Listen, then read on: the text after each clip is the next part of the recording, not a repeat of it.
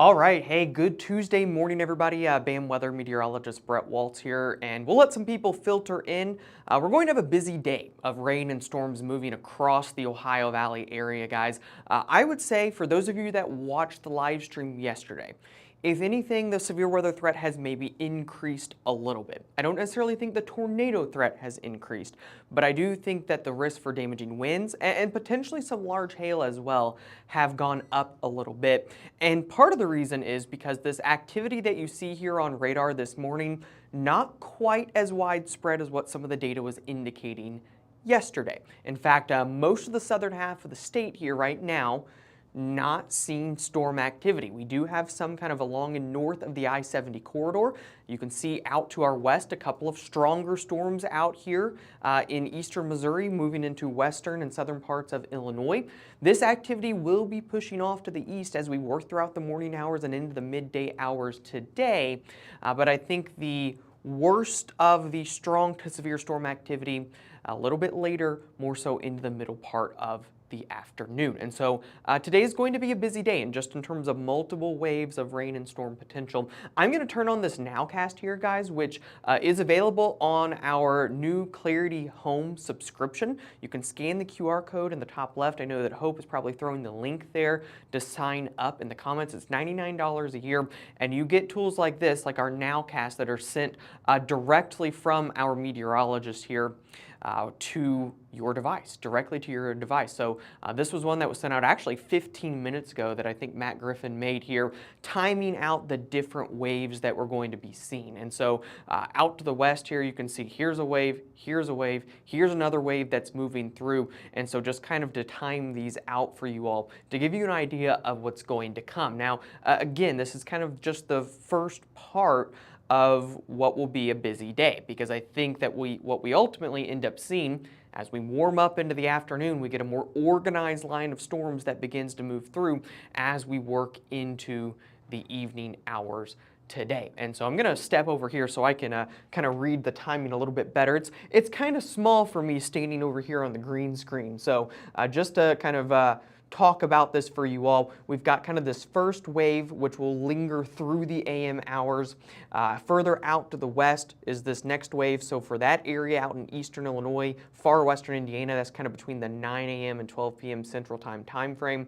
And then further out to the west, that will last for the next 2 hours. And again, we'll continue to watch this activity move further off to the east as we work throughout the morning today. Zooming out here real quick, we do have more storms further out to the west as well. A couple of severe storms here across eastern parts of Oklahoma, guys.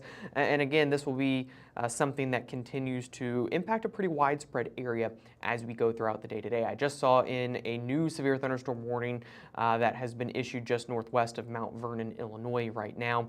But let's kind of look at the forecast in terms of just the overall threat today. Now, again, if you were with us yesterday, this orange area was a little bit further off to the east, so it's been expanded back to the west a little bit. It does include areas like Louisville, Cincinnati, Bloomington, Greenwood, Franklin, and that is a 3 on a scale of 5 in terms of the severe weather threat. So the severe weather threat has bumped up a little bit. The further north and west you go, the lower the threat is going to be, the more scattered that severe storms are going to be, and the less likely that you'll see more widespread severe weather activity. If we kind of break this down in a little bit more detail, I'll go through the individual threats and then show you our custom map. So this is from the Storm Prediction Center here that you can interact with on our Clarity platform, and then we'll kind of go through more specific details. Right now, this is the tornado threat. It's a low-end threat. You can see the 2% here in terms of the threat of a tornado. Personally, I think it's very isolated. You know, I think the bigger threat that we are going to deal with today is going to be straight line winds. And if we look here, this is a higher 30% chance of a damaging wind report within 25 miles of any location, across the lower Ohio Valley, up through eastern parts of Ohio, western Pennsylvania, and into western parts of New York. I also think that these storms can produce large hail. That's maybe one area that I disagree with the Storm Prediction Center a little bit, just looking at some of the soundings in the environment. I think that there could be some large hail associated with this area of storms as we work into this afternoon as well. So here's our official map that we sent out to clients this morning that we've talked about in our videos and in our insights that are available on our ag and our business packages here, guys. So orange area, scattered to widespread severe storms, wind gusts possible of 60 plus miles per hour. I do think that some large hail of an inch or plus in diameter is possible, maybe an isolated tornado or two. Now, further to the north in this yellow area, the tornado risk very, very isolated. You know, if anything, I think that if there is an isolated tornado or two, it's much more likely down here in this orange area and probably the further south and east that you go. But some large hail, some damaging winds in more of a localized fashion possible. And in the green area, you're probably good to go. Maybe a strong storm or two, but not all that bad. With all that in mind, let's look at some timing here, and then I'll open it up for some questions, and we'll kind of try to break this thing down in a little bit more detail. So simulated radar right now, this is from the Synoptic WX platform, guys. If you're an enthusiast and you like to look at model data, guys, a free beta version available right now at synopticwx.com. It's unbelievable. If you're a forecaster and an enthusiast and you like to look at model data, this is just the coolest platform that you'll ever see, to be completely honest. So here's a look at the sim radar. This is 9 a.m. This is as we work towards about 10 a.m. 11 a.m. here. You can see these waves kind of moving along the I-70 corridor here from southwest to north and to the east.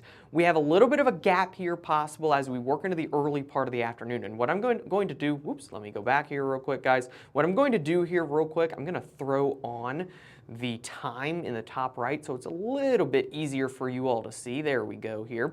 But what we see as we work into the early to the middle part of the afternoon here, guys, a little bit of a gap. And what that allows to happen is for that instability to build.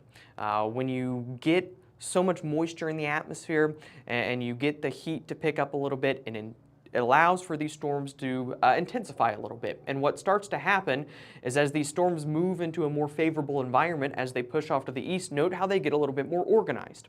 And so, you know, from Terre Haute down towards Evansville, guys, down towards Paducah here, this is at about 5 p.m. Eastern time, we've got a pretty strong line of storms. I wouldn't be shocked to start seeing some severe storms with this as well, probably in the form of wind. As we continue to go through here, maybe some pop-up storms out ahead, that's possible. This is by about 6 o'clock. At this point, we're working these storms towards Bloomington, Martinsville, down towards Jasper in southern Indiana, especially for the southern half of Indiana.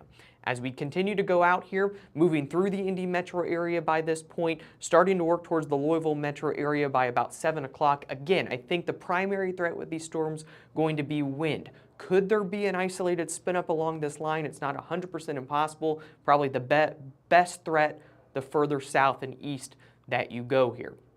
As we continue to go along, you can see these storms, the further into the evening that we go, they move further off to the east, start to get a little bit messier, but I do think that the severe weather threat will continue here across central and eastern parts of Ohio as these storms push further off to the east, but quiet by the time we get into the early overnight hours. And so it is kind of a early to mid-evening threat, which does impact folks that have after-school activities, track meets going on right now, golf tournaments, you name it.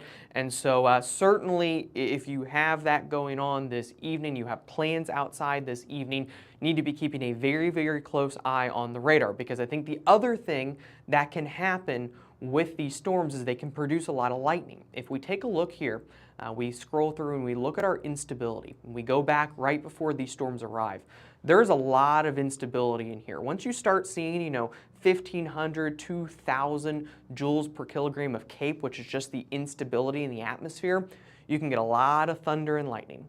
And so I think that these storms, obviously the wind threat, probably the biggest thing in terms of damage, but a lot of lightning possible with them as well as these move through. With that in mind, guys, I do want to show you real quick just a general idea as these storms come through of what the wind gusts could look like. Now, model data is never going to depict it exact. Keep that in mind. Like, it's not going to be able to say for sure, oh, well, there's a 65 mile per hour wind gust down here in Harrison County. It's a general idea. Don't take specifics away from this.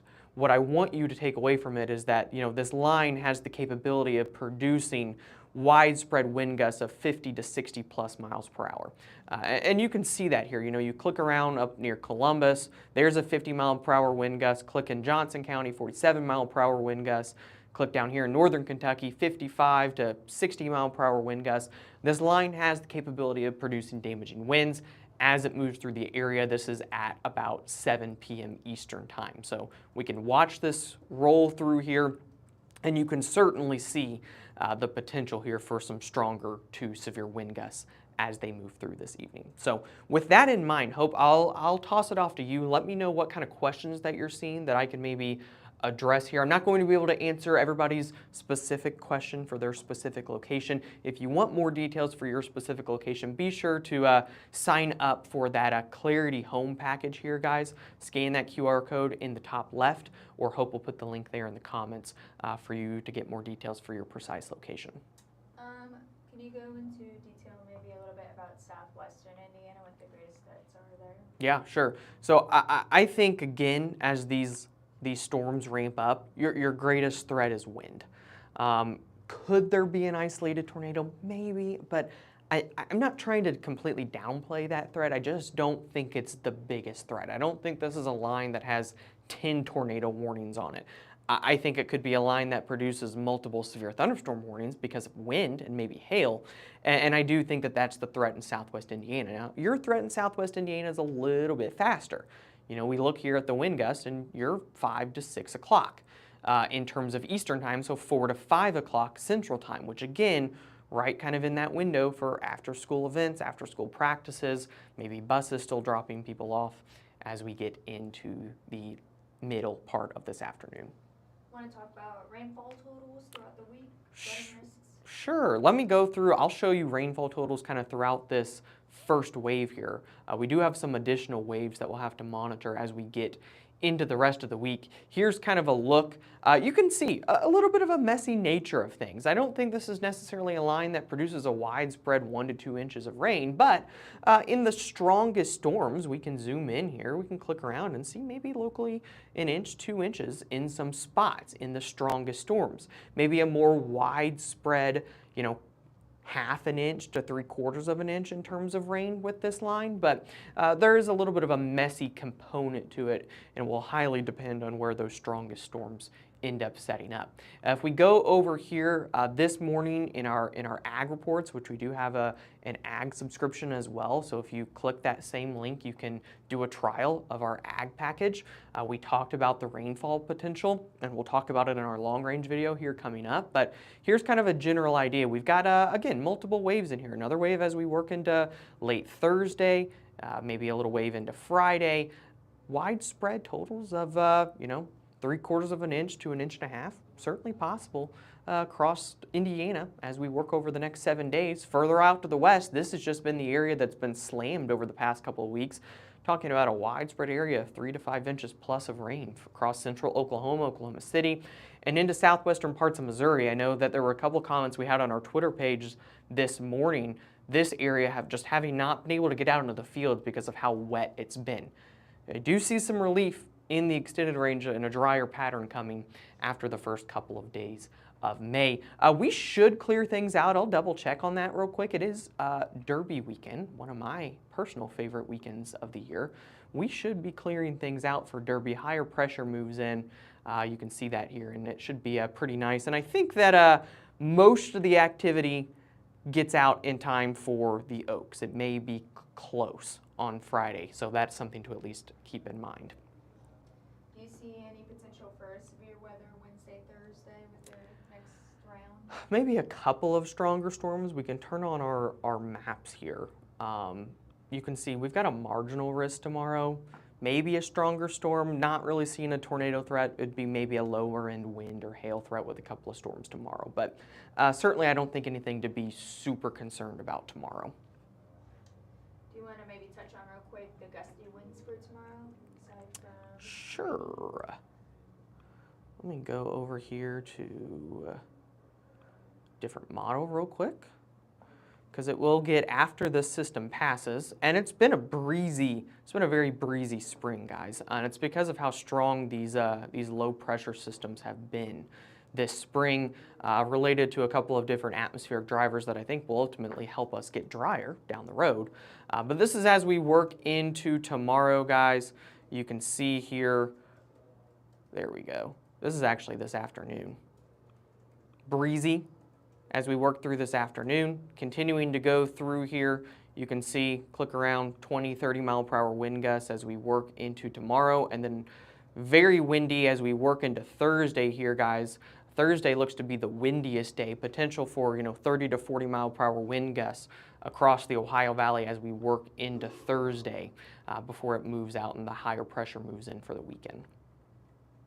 Real quick, guys, here is the Storm Cancer 5K page. I will throw up on the screen the QR code to register for the 5K. We have, 2.5 weeks to go before our 5K. And I think last I checked, we were nearing 500 registrations in terms of runners and walkers. And if we can get to 500, guys, for those of you watching that would like to see Michael in a Superman costume, which I think would be a lot of fun. If we get to 500, Michael has promised to wear a Superman costume and run the 5K. So even if you're not a runner, come walk the 1 mile, come out for some fun, get a t-shirt, scan the QR code, and I hope if you can put the link for the Storm Cancer 5K, she's already got it in the comments. Be sure to go register. We've raised so far almost $35,000 for the Storm Cancer 5K, which all goes to research into pediatric brain cancer. I know that if we hit this $50,000 mark, that's a huge deal for them to be able to fund trials and research. And so sign up for that. It's for an amazing cause. We would love to see you out there on May 17th in Franklin, Indiana. So real quick, I'm going to go back here to our severe weather map. Here's just a general overview for those of you kind of just tuning in. Orange area, damaging wind threat will be the highest threat. An isolated tornado, large hail also will be possible.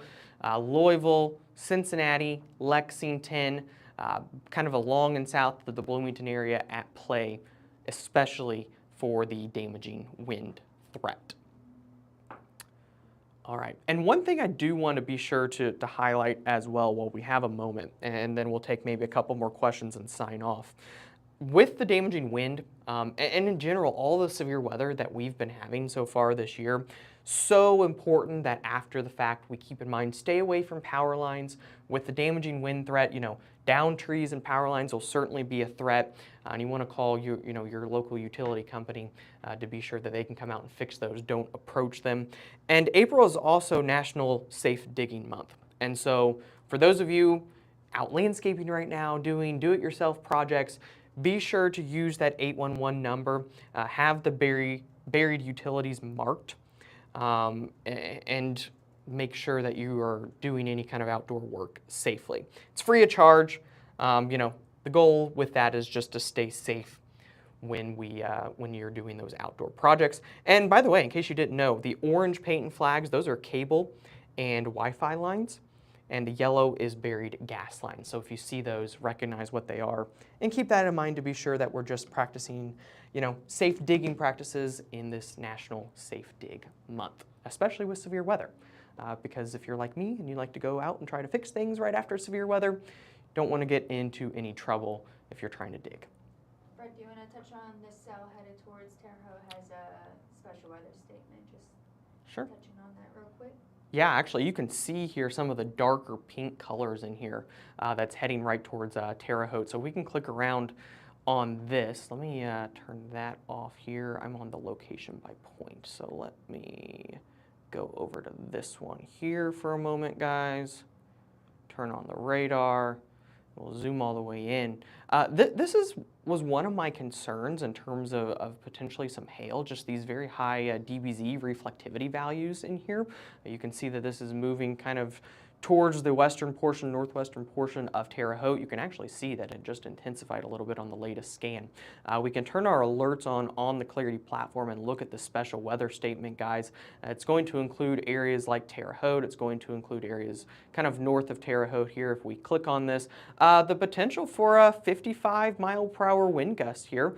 and nearly 1-inch diameter hail. So this is, if this intensifies anymore, it's borderline a severe storm here. And I do think that's important to keep in mind, that even these storms this morning, while not looking at as widespread of a strong to severe storm threat, the atmosphere is unstable. There is the capability here to produce stronger to severe storms. And so if you're in the path of this storm, wind gusts of up to 55 miles per hour, maybe nickel to even quarter-sized hail, just based off those latest scans, wouldn't completely shock me. So something to keep in mind if you're out and about this morning, you're traveling, that if you're in the Terre Haute area or just to the north, a strong storm kind of moving right in your direction here over the next 20 minutes or so. All right. Any other questions? How are we, let's see, how are we doing here? We've got a decent amount of people on this morning. Hope you all are doing well. Guys, be sure to like, to comment, to share, tag a friend on this. Follow our YouTube channel. We're streaming on YouTube as well right now. And so we put a lot of great content out on YouTube. So price of admission today, be sure to give this a share, give this a like, tag it with a friend, and go follow our YouTube channel for more updates to come over there as well. And again, guys, if we look here, be sure to scan that QR code or go to the link, try out our packages. If you're a farmer, you're in the agriculture industry, try out our ag package. Go here, click free trial. You can try it out for 7 days. If you're a business, whether it's construction, landscaping, outdoor events, you name it, go try our business package. Get the free trial there, talk to one of our meteorologists 24/7. If you're just using it for everyday use, this is the perfect opportunity to do the Clarity Home package, where we are going to be sending you updates directly to your device, timing storms out for you as they move in, so you know exactly how to react and to prepare as we deal with severe weather. And of course, you can watch our local videos, you can look at our long-range forecast, look at future radar and our radar tools. It's a really, really amazing platform for you all to utilize for only $99 a year. Hope, anything else? Nope. All right, guys. Well, we will be keeping an eye on things as we go throughout the rest of the day today. Probably will hop back on pending how things are looking as we get into this afternoon and evening. Be sure to like and follow our pages so you can get updates throughout the day. And of course, for more specific details, try out that Clarity Home package. Thank you all for tuning in. We'll chat.